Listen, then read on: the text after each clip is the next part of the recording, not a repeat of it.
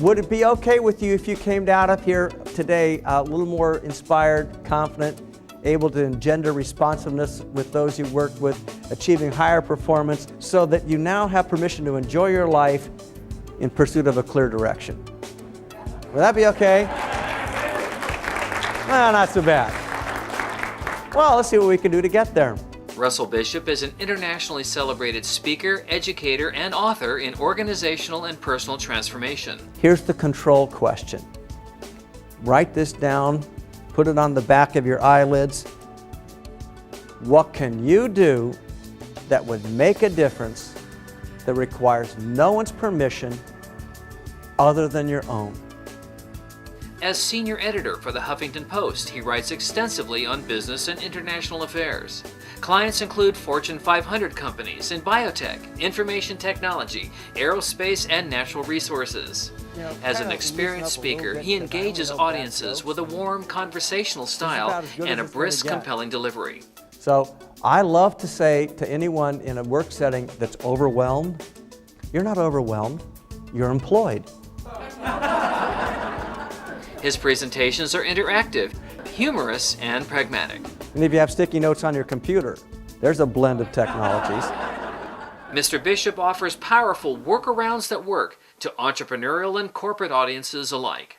I learned from Russell's work not to get stuck behind obstacles. And it hit me what Russell has taught me for a long time. Ability to respond, keep moving. Don't stop and wait for the perfect solution. Russell Bishop is an editor and columnist for HuffingtonPost.com. His new book is entitled Workarounds That Work, How to Conquer Anything That Stands in Your Way at Work. Russell, thanks for being with us today. I know a lot of folks are interested in this subject.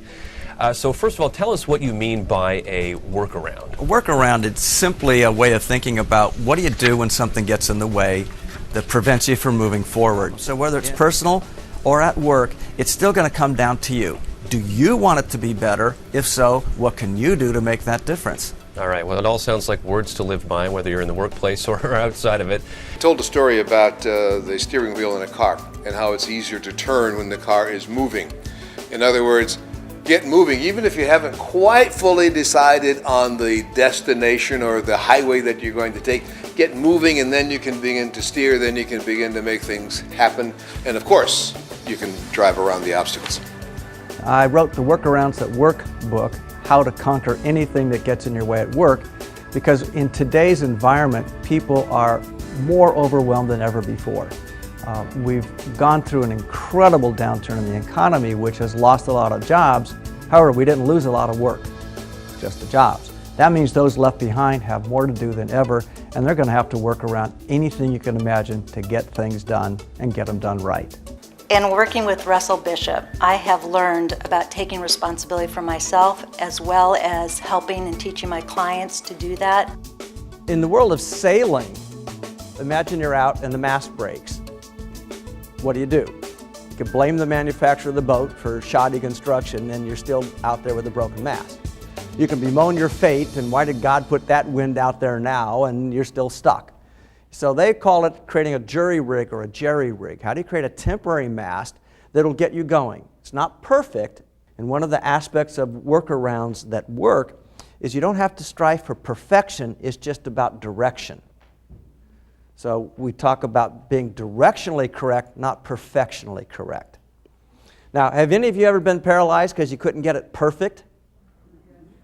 You ever worked in an organization where as soon as you get an idea, somebody says, yeah, but it'd be better if. And we better study some more. I call that the problem that leads to consensus constipation. How do we get something moving that's stuck? This could be in a relationship. It could be with your finances. It could be with your job. It could be in your business. Now, seriously, in your job, who has to deal with fires and crises? Now, keep your hand up. And keep your hand up if you work in a fire department. Now, the only people who do not complain about fires and crises are who? The fire department. Why not? It's their job. Well, yeah, but think about the fire department. Do they have to do training? How about preventative maintenance? Do they have to do, budgeting, hiring and firing? Do they have to do political things with their local councils? Do they have to go to your business and find out what kind of new crazy thing you're building that's going to burn in a new way? So they can figure out how to put it out when it finally does catch on fire. They have to do all that stuff, right? When was the last time you saw a fire engine broken down on the side of the road because they just didn't have time to get it tuned? Did you ever see the fire engine show up and the hoses are all just in there? No, it's always precise. Why? Because if your job is really to fight fires, and if it's really about crisis, you organize accordingly. So, as we're fond of saying in this kind of work, can you handle it when it shows up, or do you want to wait till it blows up? If you wait till it blows up, you are your own arsonist. And now think about employing a whole crew of yourselves in an organization. Everybody's putting off the small things till they blow up. And some people do that because it helps them feel like there's a sense of importance. Look at this, I put out fires that I started. But I want to thank each of you for coming tonight, and I just want to thank you so much.